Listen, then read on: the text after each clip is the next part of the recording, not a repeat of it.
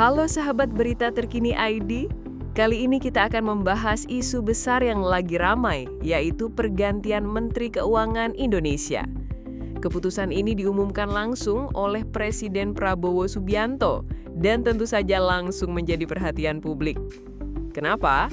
Karena Menteri Keuangan adalah salah satu jabatan paling strategis di sebuah negara. Setiap keputusan di kementerian ini bisa berdampak langsung ke kehidupan sehari-hari kita, mulai dari harga bahan pokok, subsidi, hingga pajak yang harus kita bayar. Seperti yang kita tahu, Sri Mulyani Indrawati yang sudah menjabat bertahun-tahun resmi digantikan oleh Purbaya Yudisadewa. Pengumuman ini sempat mengejutkan banyak pihak, bahkan pasar keuangan pun langsung bergejolak. Nilai tukar rupiah melemah, indeks saham jatuh, dan Bank Indonesia harus melakukan intervensi untuk menenangkan pasar. Lalu, apa sebenarnya alasan dibalik keputusan ini? Menurut banyak pengamat, ada beberapa pertimbangan penting dari pemerintah. Pertama, Presiden Prabowo ingin agar arah kebijakan ekonomi lebih pro pertumbuhan. Targetnya jelas, ekonomi Indonesia diharapkan bisa tumbuh 6-7% dalam waktu dekat, bahkan menuju 8% dalam jangka panjang. Untuk mencapai itu, tentu dibutuhkan sosok yang sejalan dengan visi tersebut.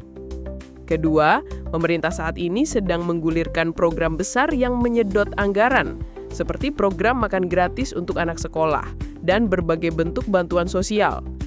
Semua program itu membutuhkan dana yang tidak sedikit. Nah, Purbaya dinilai lebih siap untuk menjalankan strategi belanja negara yang lebih ekspansif, alias berani menggelontorkan dana demi pertumbuhan ekonomi. Ketiga, faktor politik juga tak bisa dipisahkan. Sri Mulyani dikenal sangat hati-hati dan ketat dalam menjaga disiplin fiskal. Sementara itu, Presiden tentu ingin pembantunya sejalan dengan arah kebijakan. Maka pilihan jatuh ke Purbaya yang dianggap mampu mendorong pertumbuhan tanpa banyak menahan rem. Namun, keputusan ini jelas bukan tanpa resiko. Bagi investor global, Sri Mulyani adalah sosok yang dihormati. Reputasinya dalam menjaga keuangan negara membuat Indonesia punya kredibilitas tinggi di mata dunia.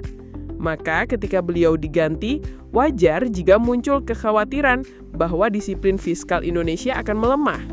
Kekhawatiran itu tercermin dari anjloknya rupiah dan pasar saham setelah pengumuman. Di sisi lain, banyak masyarakat yang justru menyambut positif pergantian ini. Mereka menilai selama ini kebijakan Sri Mulyani tidak berpihak kepada rakyat kecil. Pajak dinaikkan, rakyat terbebani, sementara tunjangan pejabat malah ikut naik. Bahkan ada pula kontroversi ucapan yang menyinggung profesi guru yang dianggap sebagai beban negara. Hal inilah yang membuat sebagian orang kecewa dan berharap Purbaya bisa membawa perubahan nyata. Lalu, bagaimana dengan Purbaya sendiri? Sebagai ekonomis, sekaligus mantan kepala lembaga penjamin simpanan, beliau punya reputasi sebagai sosok yang tegas dan berorientasi pada detail. Dalam pernyataan perdananya, Purbaya menekankan bahwa target pertumbuhan yang tinggi bukan hal mudah, tapi ia berkomitmen untuk bekerja keras mencapainya. Sahabat, pada titik ini kita bisa melihat dua sisi yang sama-sama kuat. Di satu sisi, ada kekhawatiran tentang stabilitas fiskal dan reaksi pasar.